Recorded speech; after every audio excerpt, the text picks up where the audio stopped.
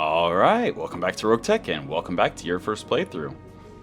So, we have a Black Knight that I want to build today. And it's definitely going to be using our Vibro Sword, maybe. And the reason I say maybe is because I poked around in the mech bay a little bit before I started this recording. And while we do have this amazing 15-ton Vibro Sword, we also have this 10-ton hatchet. And since our Black Knight almost entirely has energy hardpoints, using the Vibro Sword is going to generate heat, meaning those hardpoints are less valuable. Whereas the 10-ton hatchet does not generate any heat, and thus we can use some toasty weapons like snub-nosed PPCs or whatever in the side torsos. But I also had an idea that I kind of want to run with. I'll sketch it out first, and then I'll sketch out the other build I have in mind. And we'll see how long each of them takes to build. So we're going to drop the hand weapons because you can't use the arm weapons when you use a melee attack.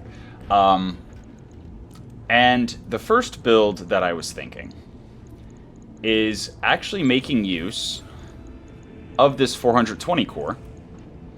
I know, it's insanity, but we can actually make it work potentially. Drop those heat sinks, those don't matter. Alright. So, what I'm thinking here is a incredibly fast stealth, and obviously we drop those as well, incredibly fast stealth melee mech. And to make that work, we drop that as well. We bring the gyro defense double plus.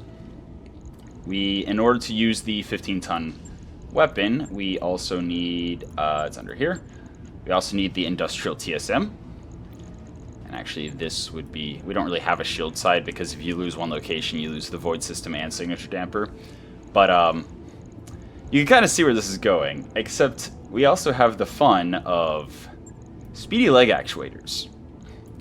So with the speedy leg actuators and the 420 core, without even having a supercharger or a mask, this thing walks as fast as our Vulture sprints without using the supercharger or mask.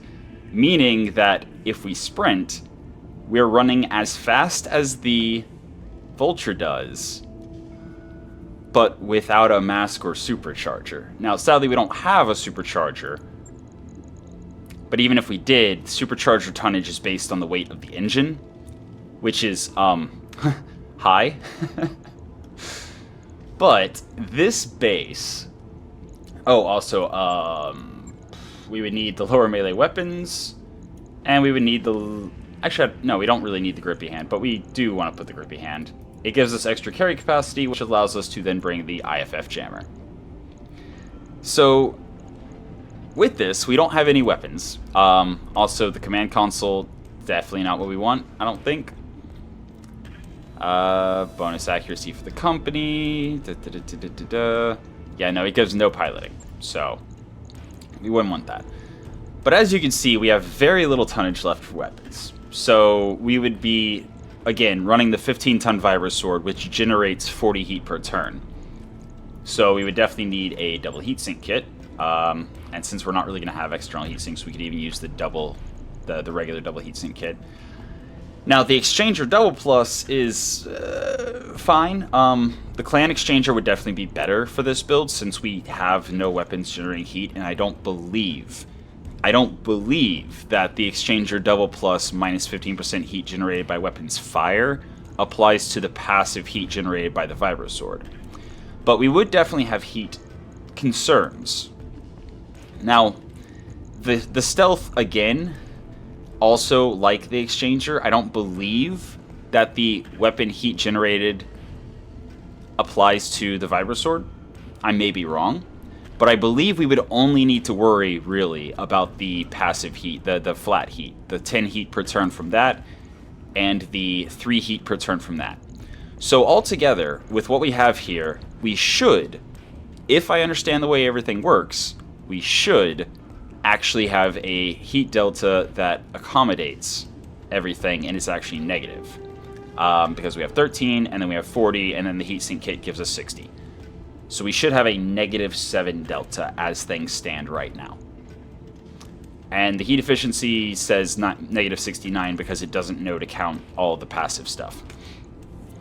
So, with that, we have an interesting frame that I could then build out into a very, very fast melee mech. Like 7.8, well, it's not 7.8, it's 7, should be 7.10, if not 7.11, because the 170 meters is 7, just shy of 8, and then the 50% increase for 170 would be another 85, which would bring us to 255, I believe, which would be, yeah, 10 hexes. Should be 10 hexes. And then, obviously, that's, no supercharge or anything. That's just the mech. The trade-off here is that if we do get hit, which hopefully we wouldn't, hopefully we would be getting the full max evasion as well as the speedy leg actuators bringing us to, or the stealth bringing us to, near near impossibility to hit us. But if we did get hit, since we're sacrificing 16 stability threshold for the extra movement, yeah, we would have a threshold of 24, which isn't actually much worse than an ultralight gyro, which is 30. But we would be, again, a 75-ton mech booking it at 7.8, which is fun. It may not be the best, but it's fun. And we could even go further because we have plenty of slots, so we could replace the Indo composite that saves 25% with some clan Indo that saves 50%, and that would give us an extra couple tons. So that's the first idea, the super zoomy, and also the stealth. We can still use the 1-ton combat shield to get bulwark, which actually would probably be a great idea. We would not be able to use anything bigger, so the actual damage reduction we get from it, the 4% damage reduction, not great, but I'm fairly certain if this all works the way I think it does, that we could run this. We'd have bulwark. The extra 2% visibility and sensor signature isn't a big deal with the kind of stealth we're running, but we wouldn't have the carry capacity, and we wouldn't have the, we wouldn't want the 6-ton combat shield's 14% visibility and sensor signature. So this is one build that I could further mess with, and you can see it's already 10 days. That's quite a lot. The other build is, instead of the stealth build, going a bit more of the sword and board style with the 6-ton combat shield and the 10-ton hatchet. Now, this will be less damage from the melee attack, and it will also be less, what am I trying to say? It will be less damage. The stability damage, I believe, is also considerably less. 0.1 per attacker ton, and then 20 if we have it active. So it's... Actually, it's more similar than I expected. Because this is 0.25 per attacker ton. Regardless, our melee attack is slightly less accurate and not as much damage or stability damage, but we're trading that in exchange for the 24% damage reduction instead of, what was it, 8? And in addition to that, if we're not running stealth armor, we can then run the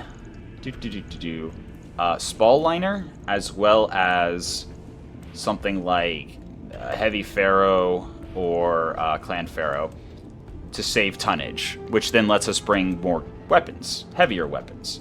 Because let's just call it the ninja build, would not be able to really run much more than like small lasers, more or less. Maybe mediums. But it would be very limited in the weapons we could bring. Whereas here, once we drop in, again, if we drop the Heavy Pharaoh in, we have a lot of tonnage to work with. So, also the 420 core could still be a thing, but at this point, if we're able to soak damage like that and evasion isn't that much of a big deal, we could then go with a smaller core like 400, which would bring us to 5.8, or a 370 even, which brings us to 5.7. Yeah, 5.7. So that's an option. And then that would also potentially allow us to use the Gyro XL, which we could then get more tonnage out of. And you can see we already have a lot more tonnage to work with to bring some big weapons that, if we hit, we are able to handle the heat because we don't have stealth and the hatchet generates no heat. And so this is kind of like more like a Berserker build where we run in and we just unload with whatever crazy energy weapons we can slot in. Like the LBX PPC would be fun. Just, you know, no big deal. Still have 20 tons left, yeah. So this is the other alternative, is just go hatchet and combat shield. Oh, also IFF jammer won't matter anymore. So we could instead go with something like the advanced optics for night vision, or the heat bank if we want to bring even toastier stuff. But altogether, the trade-off is, do we want, and honestly we could even, if the heat, once we, you know, equip whatever, once we put whatever weapons we want in, if the heat isn't an issue, we do have the 10-ton and 12-ton vibro swords, so it doesn't have to be the hatchet. And that's kind of the point I'm at. I could go either way, but this way we would be able to use the Harjul. What? Oh, it's Spall Liner. Okay, we can't use Spall Liner with Harjul. That honestly kind of makes it less interesting. I mean, it's still very interesting. It's... Ooh, actually, hold on. Can we use the Spall Liner with the Peel and Stick? That's a good question. Spall Liner, and then... Does the Peel and Stick work? No. Okay. So yeah, no kind of Harjul can be used with the Spall Liner. That makes it less interesting. Because I was thinking, like, stacking damage reduction, and if we were able to get, like, upper hardened, throw those in as well, and then have just a massive amount of damage reduction and self-repair. But that becomes the less interesting option.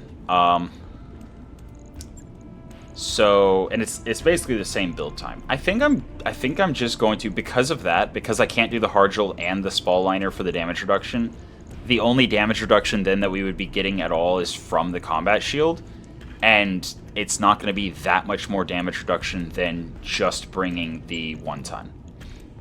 So let's actually just go crazy and build ourselves a Ninja Black Knight. Should be fun. And we'll see if it's viable, and if it's not, and if it's a horrible mistake, hopefully enough of it survives that we can fix it. Bring the IFF jammer back, and... Oh, we actually have 69 with the double heatsink kit, and the exchange double plus. So it's even better cooling than I thought it was. But yeah, so... Void system... Signature damper.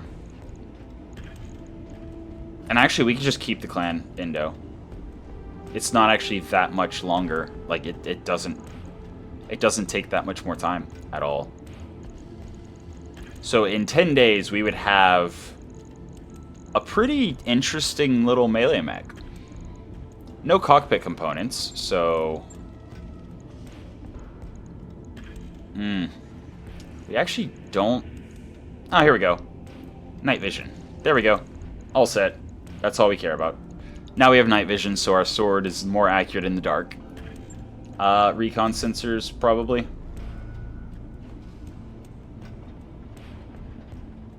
Yeah, I think recon sensors. Bonus of 3 to sensor detection, and Fog of War stays revealed around the unit. So, definitely recon sensors.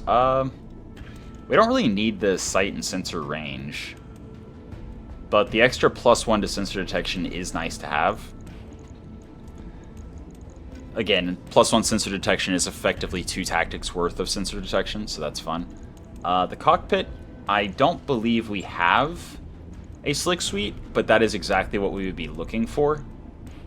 We also don't have a piloting A or B, but that's actually fine, because we're not running a Mask or Supercharger, so we don't really care that we don't have the piloting. And actually, I think Cockpit Voice is... nah, let's go Comm Suite. Comm Suite specifically for the resolve generation. Yeah. Liking it. And plus we have a... we also have a +6 heatsink capacity, so we have no reason to bring a clan double heatsink kit here. We can stick... If we need any double heatsinks, we can just stick engine heatsinks in. Not a problem. But this is fun. Good? Maybe. Fun? Definitely. So this thing is going to zoom and hopefully dodge bullets, and if it fails to dodge bullets, then we'll find out very quickly that it's not a great build. But yeah, as you can see, we're running very low on tonnage with no weapons. So, how do we want to do this? How do we want to do... And I know I'm over already. I know I'm over the funding level. It's fine. I intend to drop on another mission before the financial report. And if I can't, then I can always cancel the work and be sad. But... we have no upper hardened.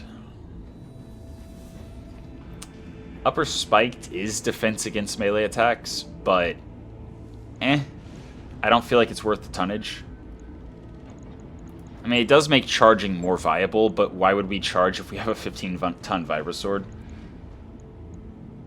Yeah. I think we're good there. We also have Patchwork if we want to save another 0.4 tons that way. We can't use Hybrid TSM for the extra walk distance and melee damage. But...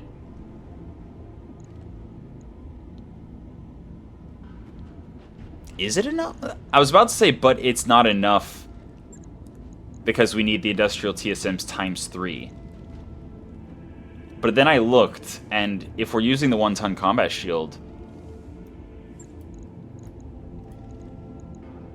2 additional slots? We can't use it with the... okay. Because it's fixed slots. Got it. So since we're already taking up our slots in the legs with Void System and Signature Damper, we cannot use the Hybrid TSM. That's fine, though. Let's definitely toss the Clan Indo back in. That's definitely... 50% is definitely better than 25%, since we have plenty of slots. And then we need the Industrial TSM back. We also don't have a Cockpit Hot Seat, but a Cockpit Hot Seat definitely wouldn't be enough because it's only ×2. And we're at... then again, would it be enough? 13.7. But we got to keep in mind the Exchanger is actually reducing it by 35 or 40%. Clan Exchanger is 35%. So we could actually, if we get a Cockpit Hot Seat, I will definitely try to slot it in and see if it works. But for now, we're just going to go with the Industrial TSM. We can't use the Pale and Stick or the Hardgel with stealth systems. And I think... oh, right. We also need ECM. We need the Angel ECM. Probe probably isn't that big of a deal. Melee doesn't really care too much about stealth units.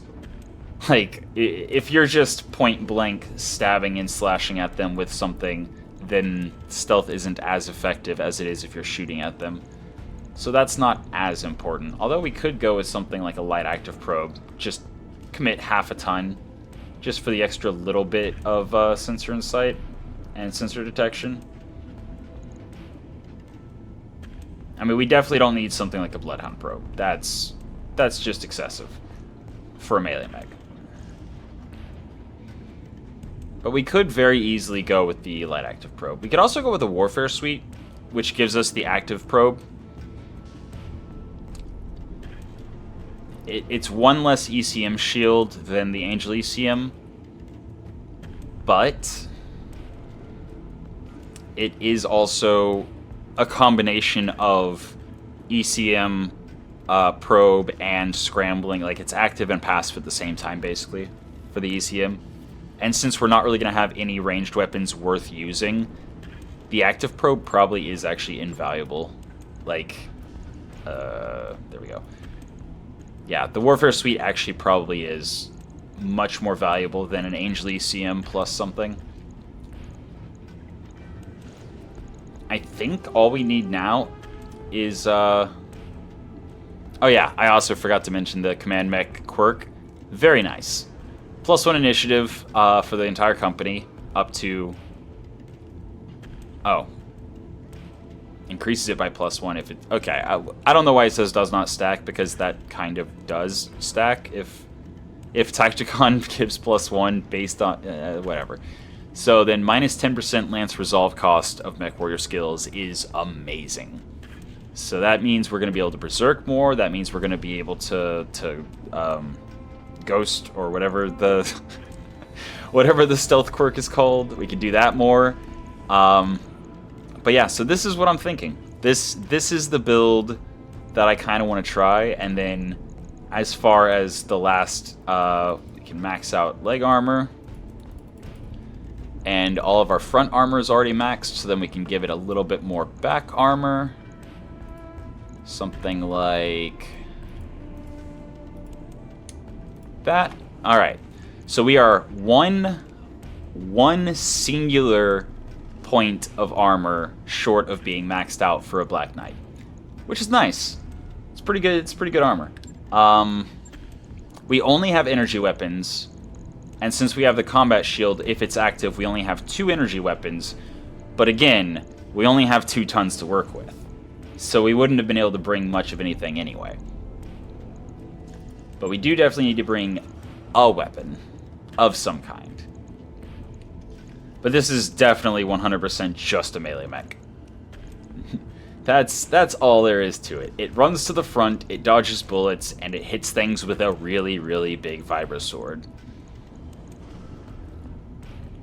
And if it's moving using the combat shield for the bulwark, which again, the only time we ever really care about having the combat shield active is when we are using the bulwark. So if we're going to be in cover, or if we're going to melee, we can activate it. And if we're not going to, we can just leave it off and sprint. So that's fun.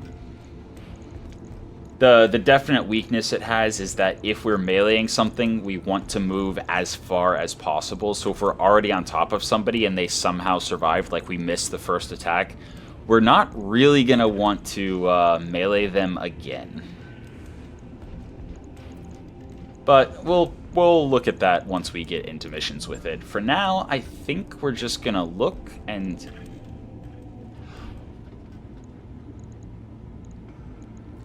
Do we maybe just go with a pulse laser? It feels weird to only have like one dinky little weapon. I was thinking for a second about maybe doing AMS, but then the head I think is blocked by the combat shield. Right? Yeah. So if we have it active, the AMS won't fire. Only having energy weapons is kinda I'd love to put the LBX PPC in, but we're focusing on speed and maneuverability and getting in and using the melee weapon. So that's not really a thing. Also, if we aren't able to get in and melee somebody and our active ping is on cooldown, we can also just move and brace with the combat shield active and have a bunch of damage reduction on top of our decent evasion. So that'd be fun.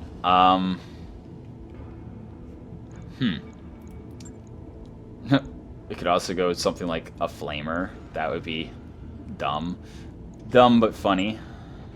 Yeah, we have nothing but energy really to work with. No, I think we just... Wait, actually... Aren't there small clan lasers that are like 1/4 of a ton? So micropulse are 0.5.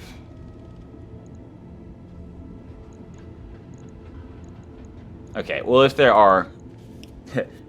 I'm pretty sure, yeah, Clan ER Smalls I'm pretty sure are 0.25 tons. Don't quote me on that. But... we can just use micropulses. And we still actually have a ton left after that. Huh. But they're kinda... I mean, just to make sure that we always have plenty of heat threshold, even if we're taking heat damage, we could just throw an engine heatsink +1 in. Or just a regular... We could just put one of these double heatsinks back, actually. We'd have to move, I guess, the industrial TSM. Yeah.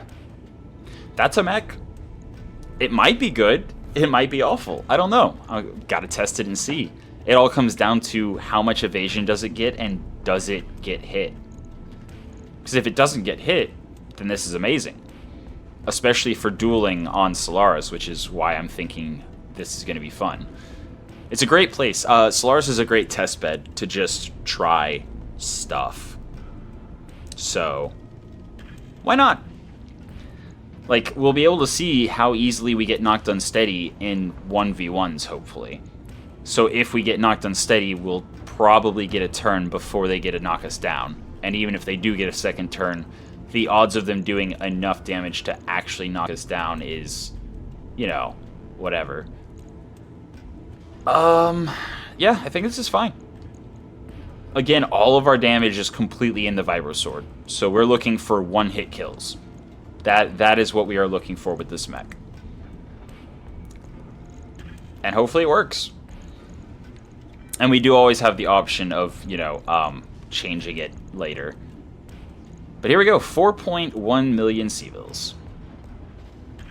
That's fine. That's fine. Combat shield is not blocking any weapons. Pulse lasers are in the right torso, so they can fire into melee. I think that's everything. Cool. Yeah, I know, Darius. We can go... Nidcognito I'm definitely keeping. Am I ever actually going to use the carrier? I might. If I can get it, I might. The Vulture Mark IIs are all XL engines, rather than Clan XL. So... Also, a commenter said that all mechs, if you build them now, are completely broken. And I haven't built a mech since the last time there was a... since the last time there was a decent change. I do notice that if I could find another one that has like a really short description here. It used to say like what percentage you had of each location. Something with a really short description. Yeah, see, it doesn't say anything anymore about what kind of... all it says is the actuator limits. So, it used to say, you know, percentage of arms and components and everything. So I think the commenter is correct, and there is no more rolling for random salvage off of the things that you build, which is, you know, even less reason to ever build anything. But it's whatever. Anyway, we have the 750,000 now. That's fine. And there was nothing in the store I cared about, right? Battle Fist is cool, but nah. 445 core, that's way too much. Like, we managed to make a 420 work by essentially not having weapons. But, yeah. And then we've got a speedy leg actuator, actually. And a supercharger.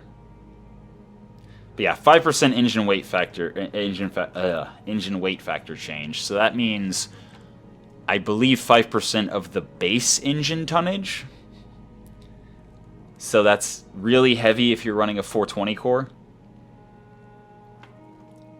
And I'm definitely not paying $3.5 million, especially when I'm already bankrupt. But I think I will buy the speedy leg actuator. I think I will. We'll see what happens. Retractable blade would let us split our one giant hit into two, but I don't wanna. I don't care that it would increase the damage. It would split it, and I want the one humongous pinpoint. That's the entire reason I built it that way. And the enhanced LRM-10 would be nice as well. We already have two, but...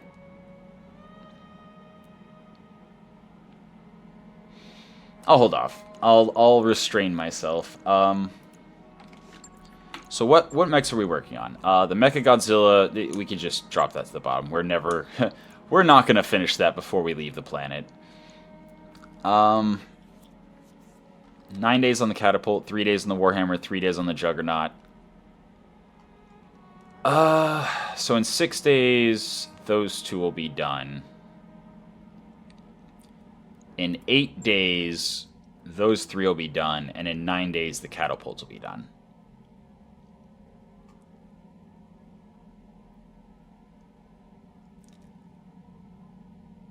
Line holder. I don't remember what build the line holder has. We could also deprioritize the Juggernaut.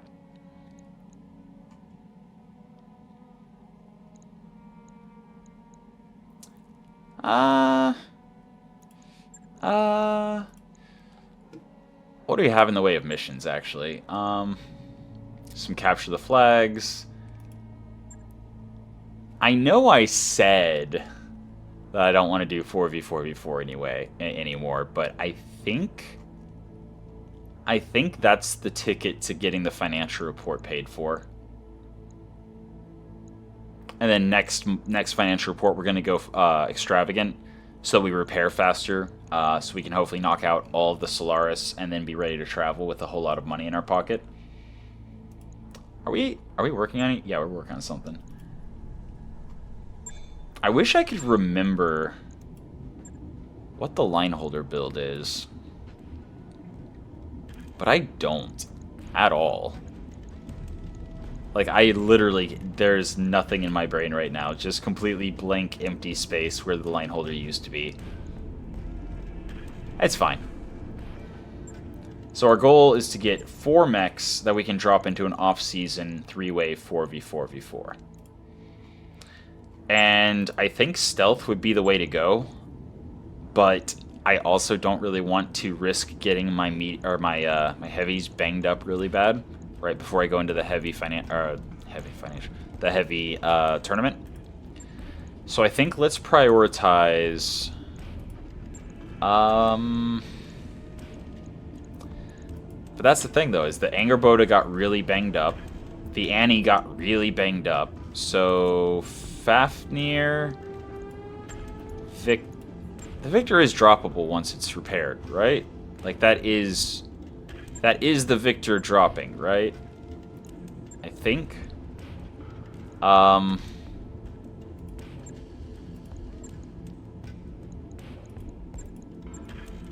Okay, so Executioner, Fafnir. We'll repair the Victor first. Look at it and see if we need to do anything to it. But this will give us, in 5 days, the Fafnir, Executioner, and Victor that we can then drop, along with 1 other mech. I think I'll actually bump up the line holder as well. Just all the non-heavies.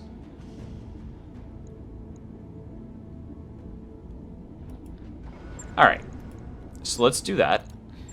Just waiting a couple days. Okay. So we can now go and look. The Victor has something wrong with it. Of course it does. What is wrong with you?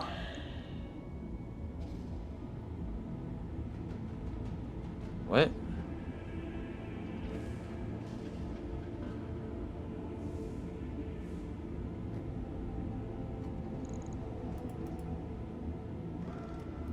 I'm confused. Right. We pulled an Artemis 4 attachment out of it. That's 1 ton missing.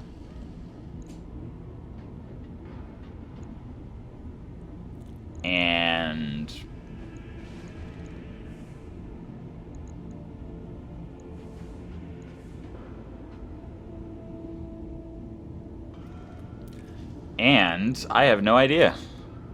I mean, I see the armor low.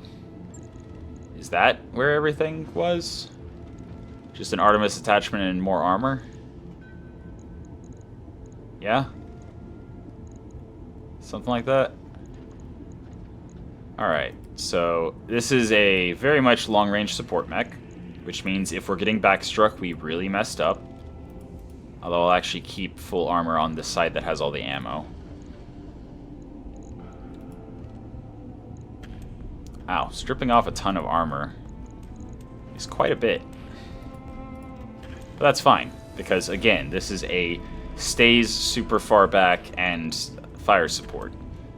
Our minimum range is what? 180 minus the 50%, so 90 meter. It's respectable. Like, that's not the worst, but we definitely would not want to get super close to people with this build. And that gives us enough to bring the Artemis attachment again, which I think is still on a heavy mech? I think it's on a heavy mech. Sure, let's go with that. Whatever works. Whatever works. Also, our heat is actually kind of problematic. 20% extra generated by weapons fire is almost 10 more. That already chews through our delta. And then we have the flat 15. So we're actually running toasty here. Have I dropped this thing yet? I feel like I have. Oh, right. This is the build that was sitting there waiting for an engine core before I finished it. We got the engine core. We put the engine core in. The arm was doing the weird thing where it was showing no armor. So we did that in preparation for finishing it. Which... we just do that.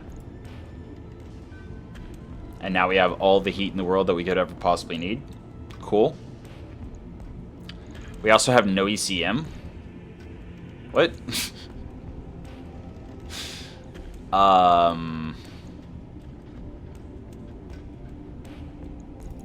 Would enhanced LRMs just be better? Like, really. Enhanced LRM 15 weighs 2 extra tons, but it has no minimum range. Has a longer maximum range. Does 7 damage per missile instead of 6 damage per missile.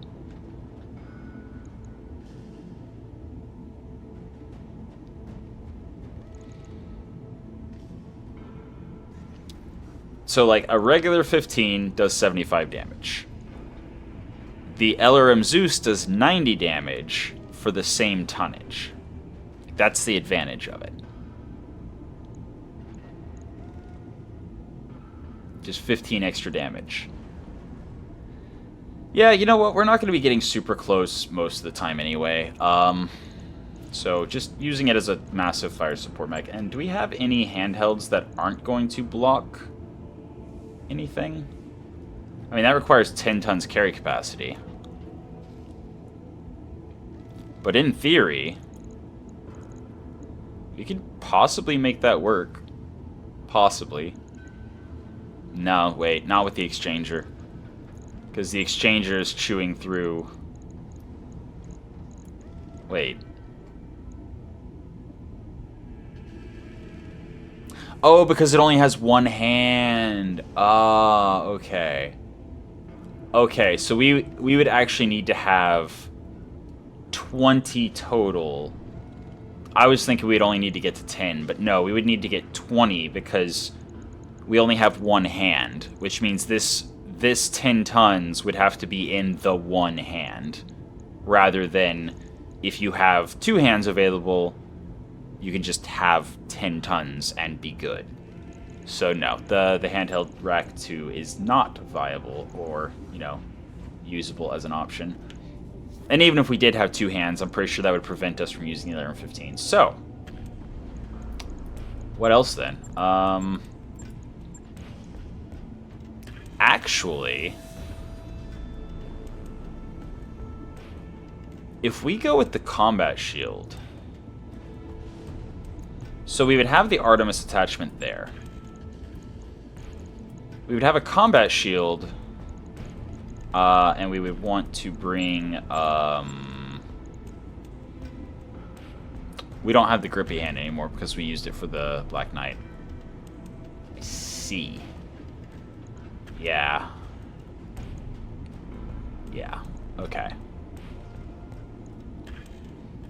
So then if we wanted to use the 6-ton combat shield, we would need to either drop the exchanger, because we don't actually have it a like regular exchanger, that would take less. So we would either need to drop the exchanger or also advanced optics, absolutely. But actually, if we're dropping one of the LRMs, then our heat is even better than it was. And there is this heat bank, which actually takes as much as the exchanger. Never mind. It actually takes more than the exchanger. Yeah, never mind. Forget that. But the reason I'm thinking of dropping the LRM-15 is because we do need some electronic warfare of some kind. Ooh, actually, what about the command console?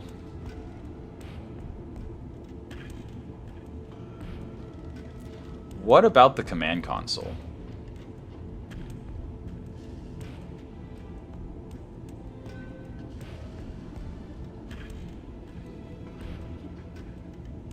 Enables targeting up to 3 units.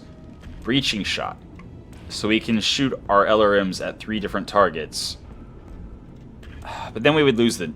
Oh wait, we get night vision from the advanced optics. So we wouldn't need the night vision from Predator.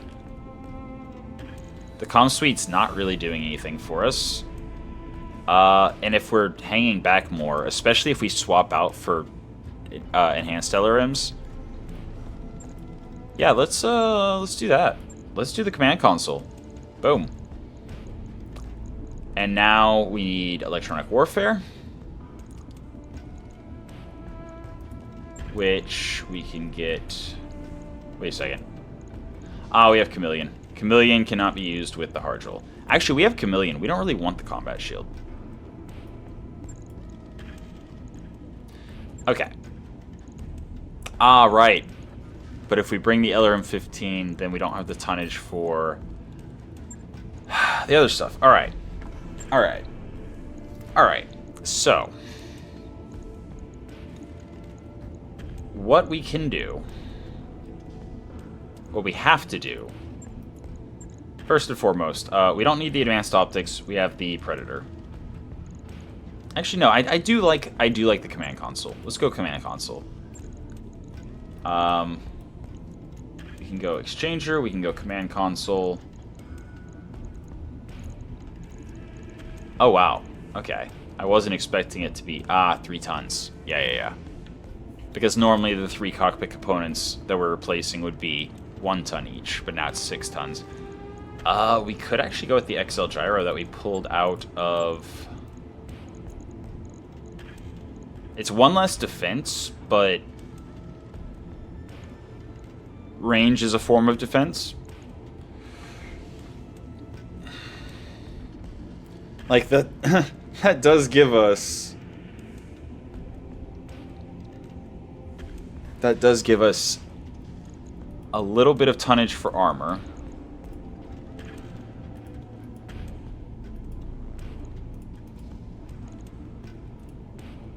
A little bit of tonnage for armor.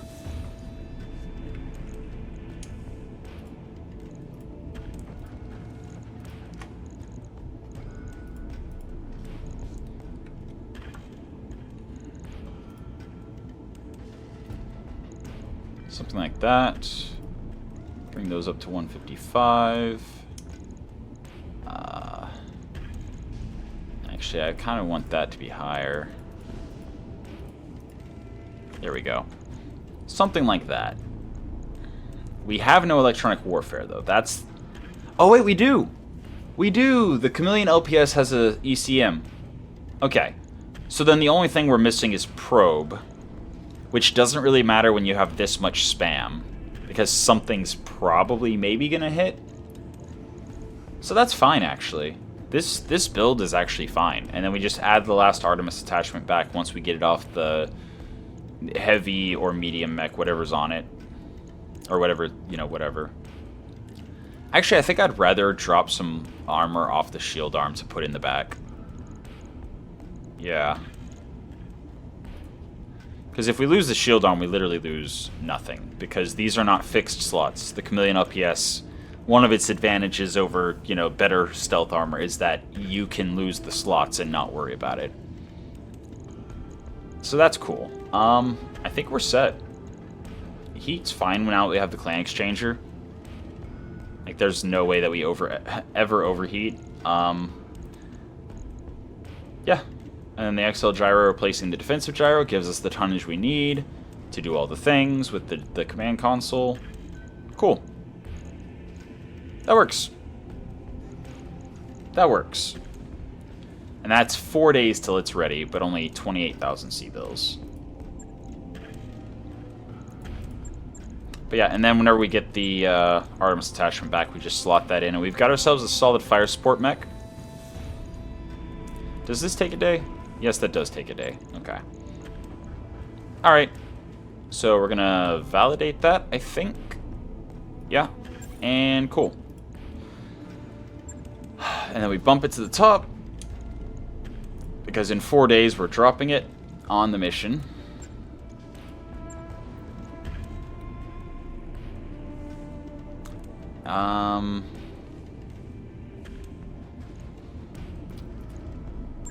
So we have the Executioner. Executioner is ready to go.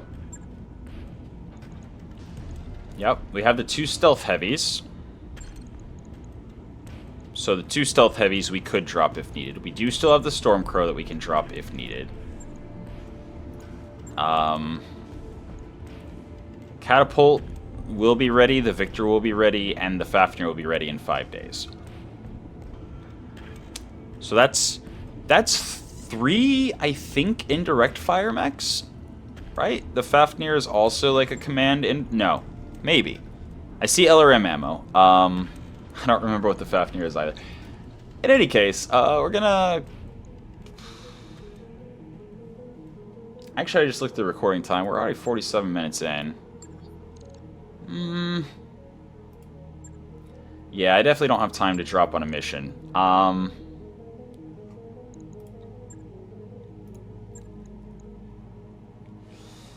Let's actually knock the catapult down below... it doesn't really matter, actually.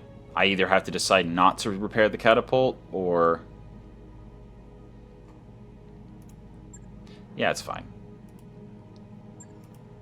Alright. So here's hoping the Fafnir looks good. Alright, Fafnir is... Oh yeah, AMS. Love to see it. So we've got AMS, LB-10s, okay, and then an LRM-15. Alright. But it does have the Warfare Suite Mark II. It does also have a command console.